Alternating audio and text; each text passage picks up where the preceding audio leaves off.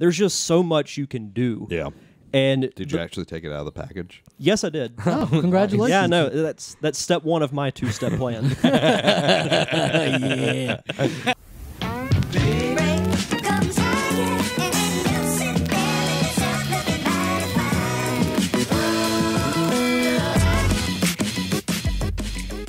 Hello, everybody. Welcome to the Nerd Cave Network. Today we'll be doing our top 5 RPGs, and I'm joined along with Derek? And Zach. All right, guys. This was actually pretty hard. This was a fun list to do. It was, but we persevered and we got it. Yeah. Derek, what's your number 5? My number 5 is probably a game that neither of you nor a lot of people watching this video have ever heard of. But it was one of my favorite games for the Super Nintendo. The name... SNES. The name of this game is Illusion of Gaia. It takes place during the exploration era and uses a lot of real-life locations like the pyramids in Egypt, the Incan ruins. So it's a little bit of an educational game as well, but it's like a classic Super Nintendo RPG, and I was huge into those when I was younger. And it's one of those games that I could sit down, and once I started playing it, I'd play through the whole thing in like a day or so. Very fun game. Interesting. Never heard of it, but that's cool. Yeah, it's a really fun game. Mine's a little bit more modern. No offense. But my number 5, Fable 2. Really enjoyed the Fable series so far, not Legends though. But Fable 2 was really, really interesting because it seemed a little bit bigger. You got a dog. The dog was the coolest part of the whole thing. I remember going into towns and I'd be, making swords to make money because I didn't use the cheat yet. And I'd hear my dog get kicked and I'd go out of the little mini game and then I would just slaughter everybody in the town because no one touches my dog. You don't kill the dog. You don't touch my dog or I'll kill all of you. The police would come and I'd kill them. And if I could have killed the little kids, I probably would have went after them too.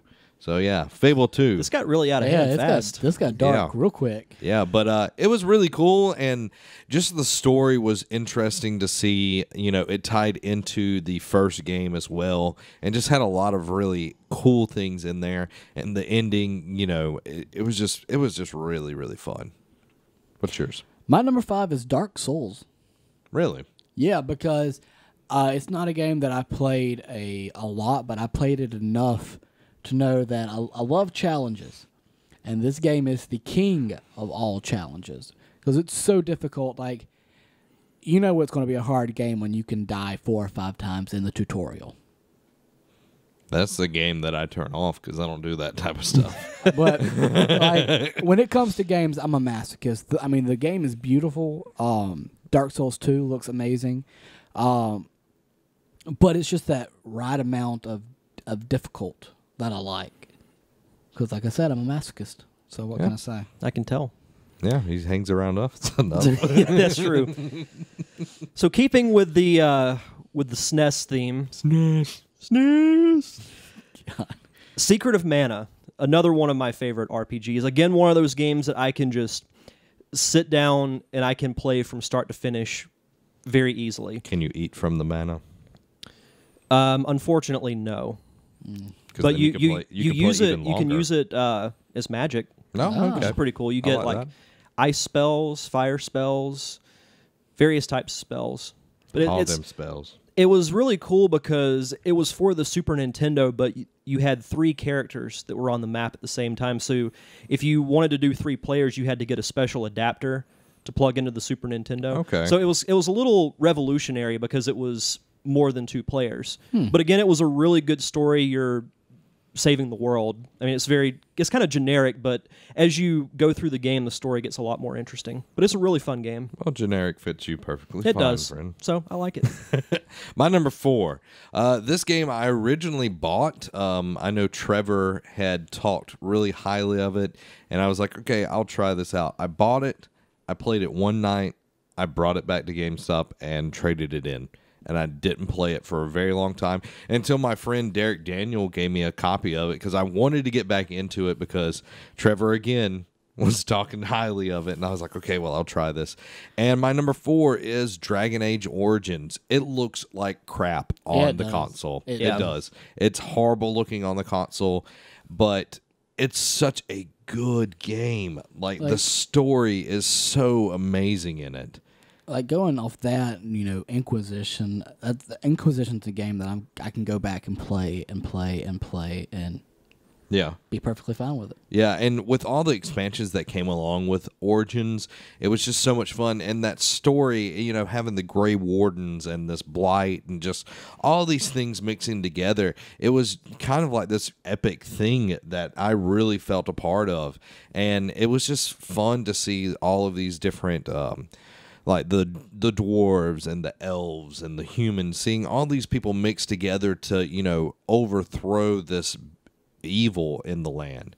And it was just so much fun. And I played the second one. It was okay. And Inquisition I haven't played a lot of, but Origins is a lot of fun. So if you haven't played the first one, I would definitely say go back and get ready. It's going to look bad, but it's a lot of fun.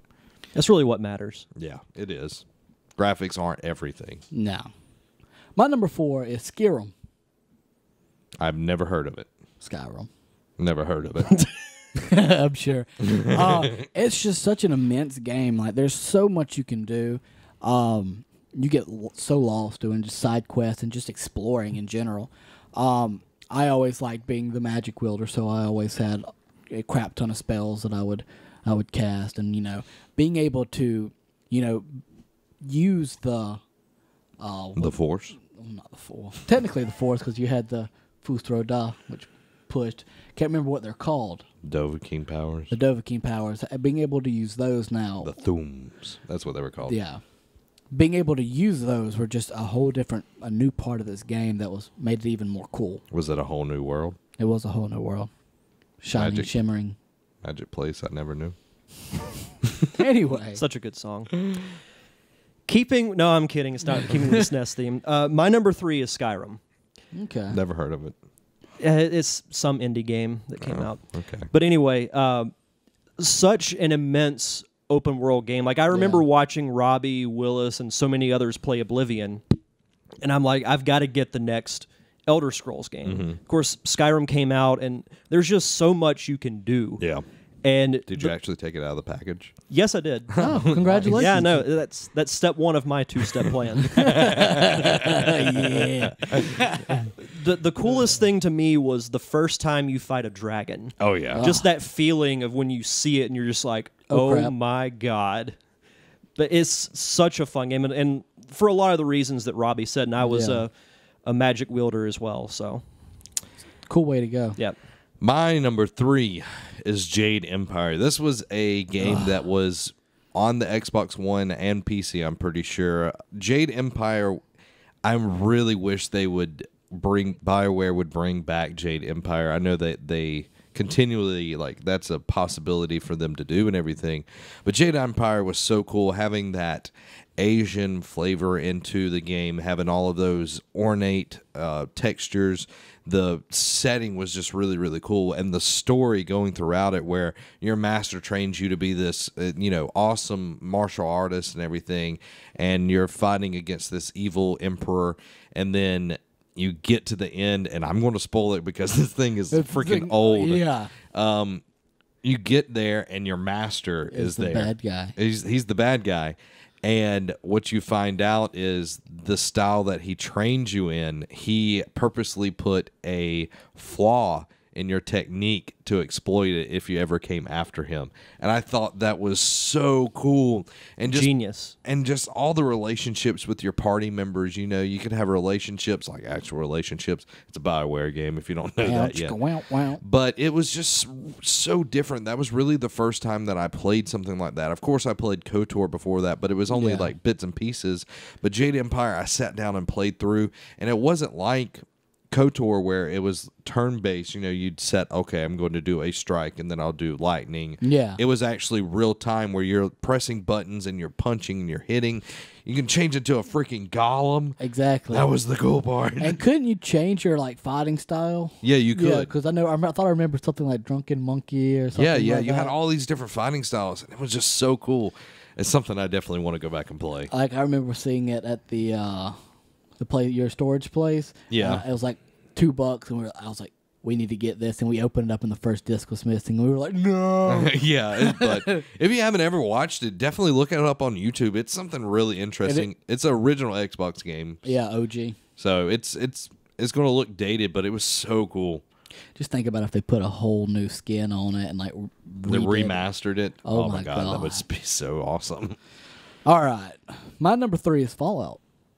Which one?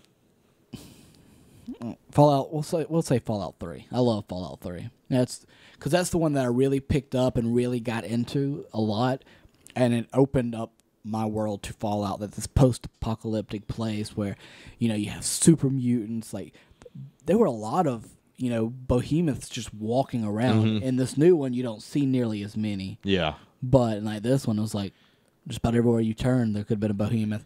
But it was beautifully done. Great gameplay. I love the VATS once you got it. Your accuracy high enough where it actually did stuff. Yeah. I just loved it. It was a great game, and it just poured so much more into Fallout 4, which is, the Fallout series is just amazing. Definitely stepped up their game the last two entries of it. I would agree. Fallout is a really good RPG. Either one of them. Yeah. Any of them. My number 2, you actually briefly went over, but my number 2 is KOTOR, Knights of the Old Republic. Nice. A lot of people don't like the turn-based, but they don't really... Sorry. What? I just thought about, I think it was from the second one, the guy that's stuck in the little storage thing. He's like, fishy, fishy, fishy, fishy. No, that was in the first one. It was in the first Yeah, that was one? in the first one. It was on Manon, I want to say yeah. it was, the water planet. And you have the chance to leave him, help him, or stick a lightsaber in. Good times. But just the fact Killed that you get to play an RPG based in that universe, and the fact that it's so many thousands of years before the movies, getting to see different characters. And I know it's technically not canon, but it was just a fun game. It was. Any type of Star Wars game, I will at least give it a shot. And that's arguably my favorite Star Wars game I've ever played. The books, they don't technically go along with it that much, but the Old Republic books, you have Revan, Fatal Alliance, stuff like. Yeah. There's old Republic stuff. The Revan book was really cool because it actually brought Revan back into the story from the original game and everything. Yeah. So that was really cool. That is really cool. Yeah. My number 2. Numero 2. My number dos is Skyrim. I know I played like I didn't know what it was. But Skyrim, I put so much time into. It was the one game that I constantly wanted to go back and play when I was in college.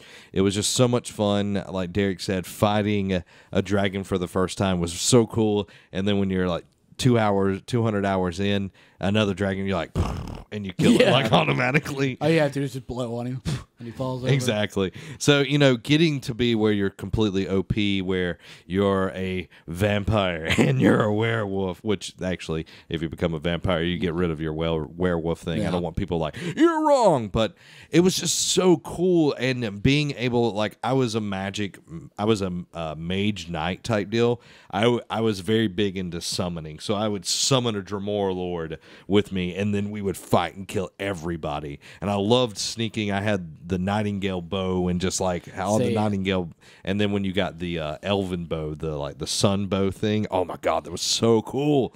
That's what I did. I always I snuck. I killed had as many as you could before that. I had the awesome bow, and I would just take out people. As the best thing I ever did is there was a person. Not talking to a mic. Yeah, that too. I was super far away from this guy, and he was running across the map. I didn't know if he was good or bad.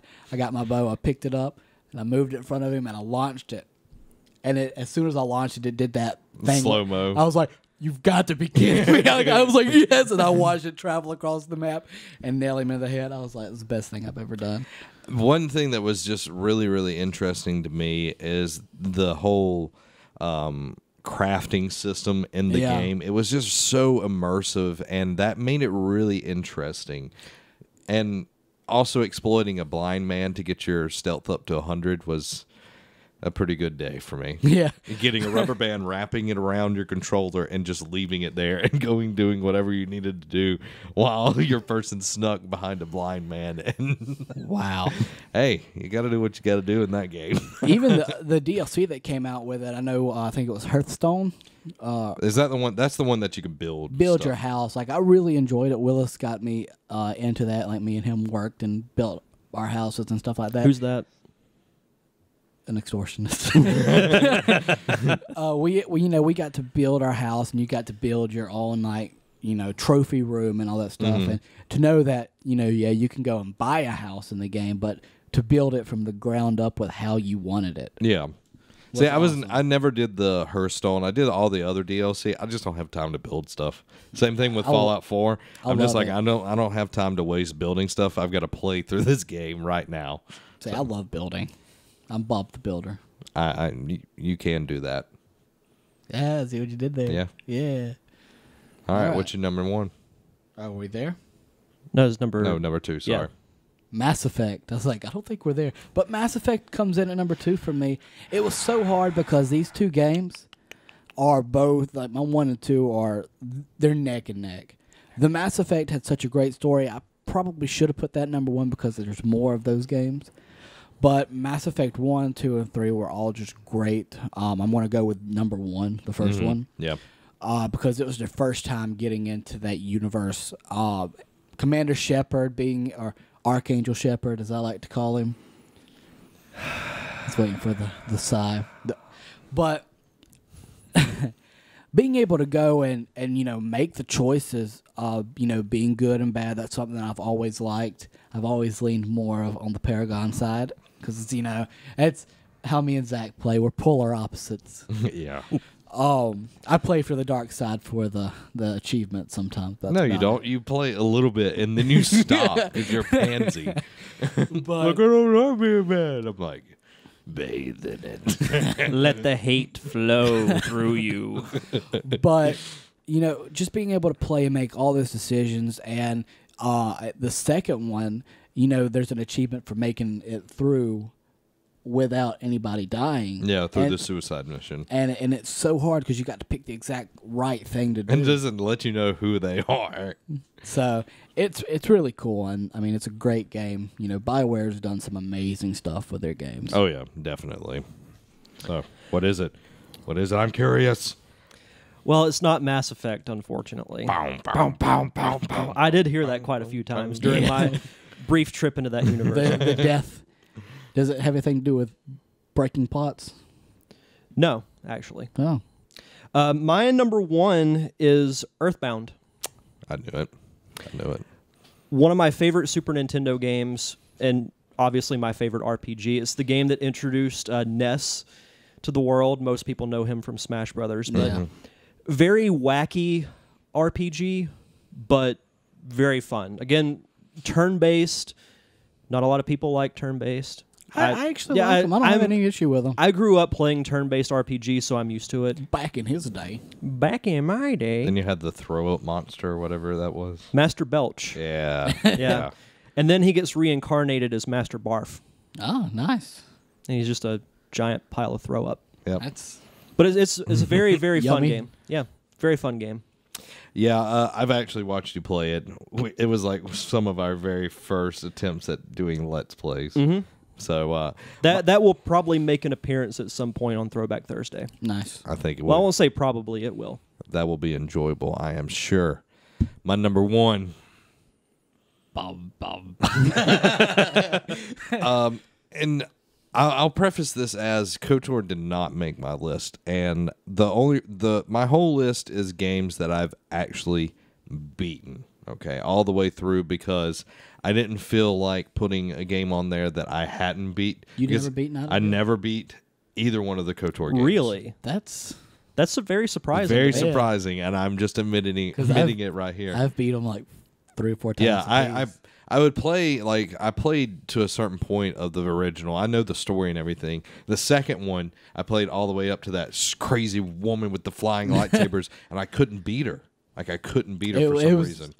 It took me forever. Like, I know exactly what you're talking about. It's so hard. And I just gave up at that point.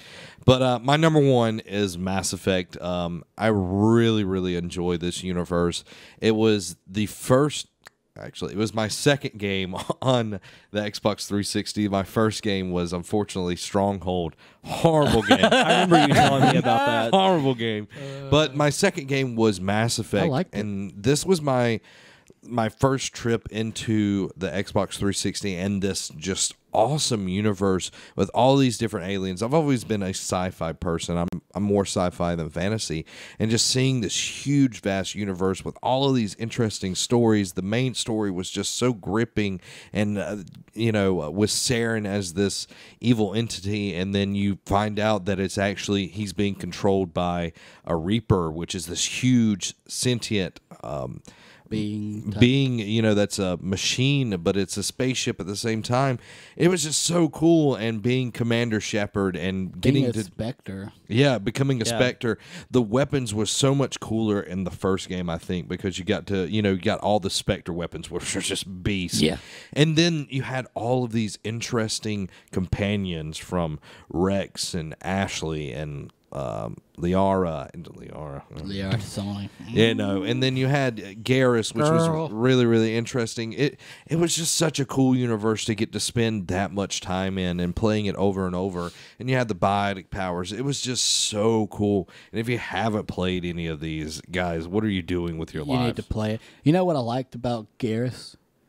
In the second one, what his name was before he became Archangel. Archangel. Like when I started playing that, I was like, I'm gonna find this guy and kill him for this stupid name.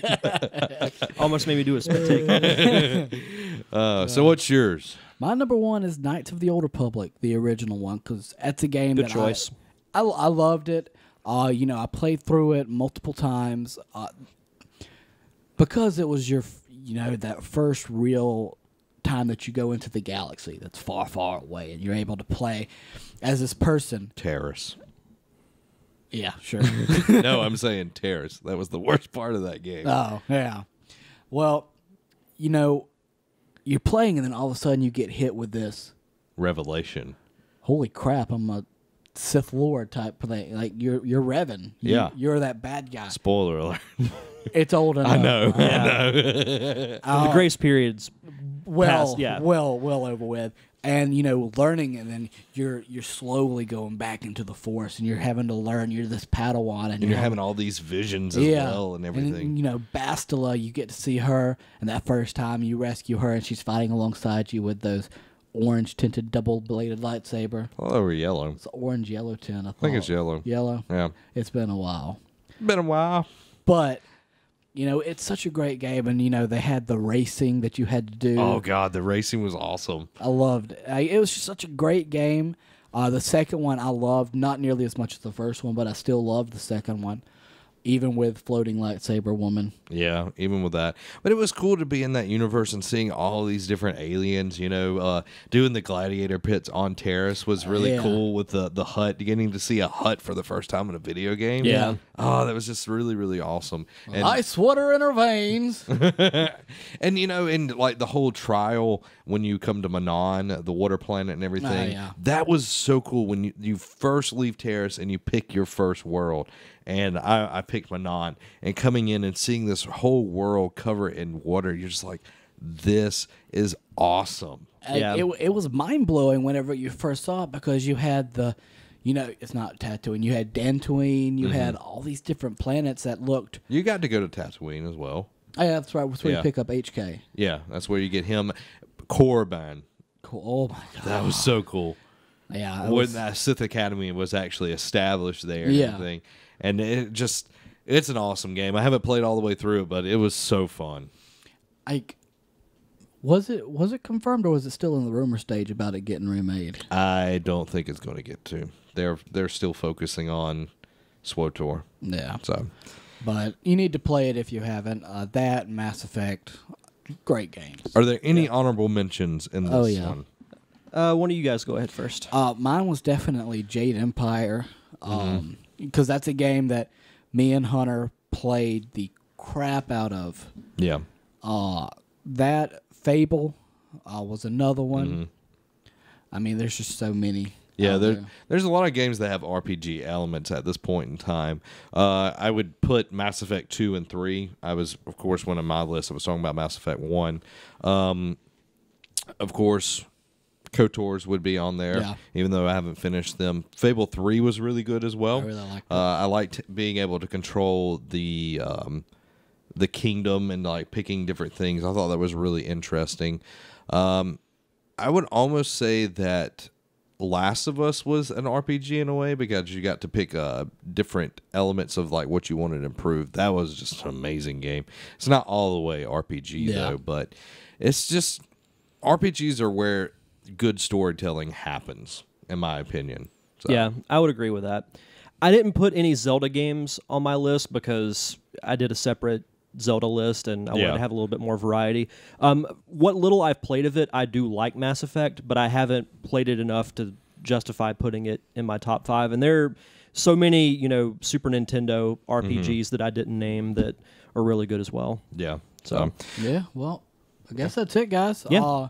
Hey, thanks for watching this awesome top 5 of our favorite RPG games. Erpigs. Yeah. Be sure to like this video, share, comment, definitely subscribe if you want to see more of it. Guys, where can they find us? You can find us on Facebook, Instagram, and Twitter, Nerd Cave Network. We have an awesome Facebook group. You can find that at facebook.com/group/Nerd Cave Network, where we're all having awesome conversations daily about all the nerdy things that are going on pop culture-wise and everything. Shout out to everyone on the Facebook group. Yeah. And Netflix. And Netflix. But guys, definitely go ahead and do that, because that's where we get a lot of conversations going about stuff that we're doing on the network and just things in general. So come be a part of that. That's an awesome part of the community that we're building there. Be our family. Absolutely. You can also check out our website, nerdcavenetwork.com. You can find links to news articles, these YouTube videos, our podcast. Our podcast comes out every Tuesday, the Nerd Cave Podcast, on iTunes and Stitcher Radio. Every Thursday is the Derek Diamond Experience. And every Saturday night, we have our friends over at the Pop Culture Palette. Their podcast drops Saturdays at 7 p.m. Central Time on Seneca Radio.